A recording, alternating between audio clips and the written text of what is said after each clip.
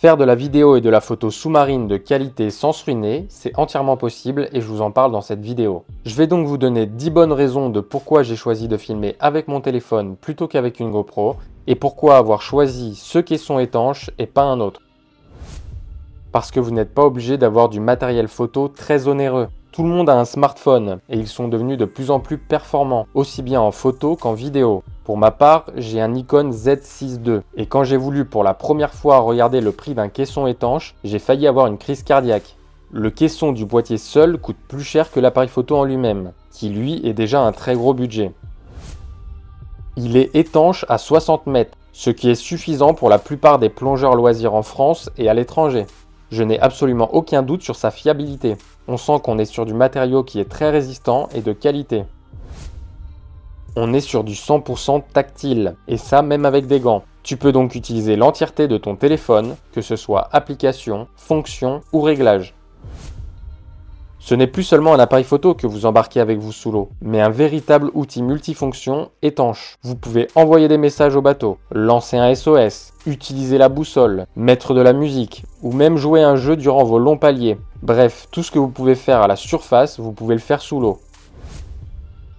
Divevolk ne s'est pas arrêté seulement à la fabrication du caisson, ils ont aussi une large gamme d'accessoires que vous pouvez trouver sur leur site, comme des filtres rouges, magenta, des stabilisateurs, des lampes, des objectifs macro ou même des grands angles. Ces accessoires viennent se visser directement à l'arrière. On peut les utiliser ou non, tout simplement en les faisant coulisser au besoin sans devoir les dévisser au risque de les perdre dans l'eau.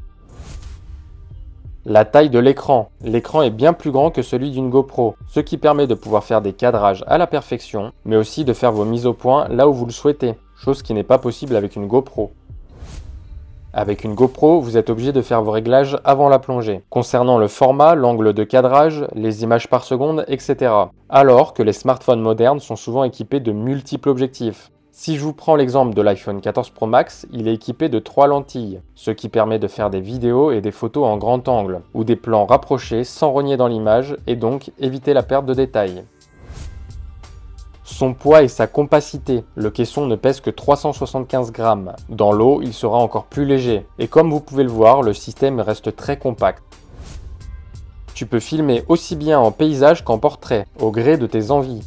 Tu peux même adapter le support pour l'utiliser en mode portrait, comme j'ai pu le faire ici. Les smartphones évoluent très vite en termes de qualité vidéo et photo. Si demain vous venez à changer votre téléphone, vous n'êtes pas obligé de réinvestir dans un nouveau caisson. Celui-ci restera compatible, vous avez juste à changer la plaque interne, qui coûte à peu près une dizaine d'euros. Si cette coque interne n'existe pas pour votre téléphone, vous pouvez contacter la marque, ils vous la fabriqueront sur mesure. Pour terminer, je voulais aussi vous parler d'une petite astuce pour les utilisateurs d'iPhone. Si vous voulez pouvoir utiliser les boutons latéraux, vous pouvez tout simplement ajouter un bouton virtuel. Pour ce faire, il suffit de se rendre dans Réglages, Accessibilité, Toucher, puis d'activer l'option Assistive Touch, ce qui permettra de pouvoir augmenter ou baisser le son, verrouiller votre smartphone ou même de créer des raccourcis divers. Bref, je pense que vous l'aurez compris, mais le Divevolk a de grandes qualités et vous permettra de réaliser de très belles vidéos sans avoir besoin de vendre un rein. Pour ceux qui sont intéressés, je vous mets les liens du matériel que j'ai utilisé en description. N'oubliez pas de me rejoindre sur Instagram et Facebook. C'est la fin de cette vidéo, j'espère qu'elle vous aura plu. Bonne bulle à tous et je vous dis à très bientôt.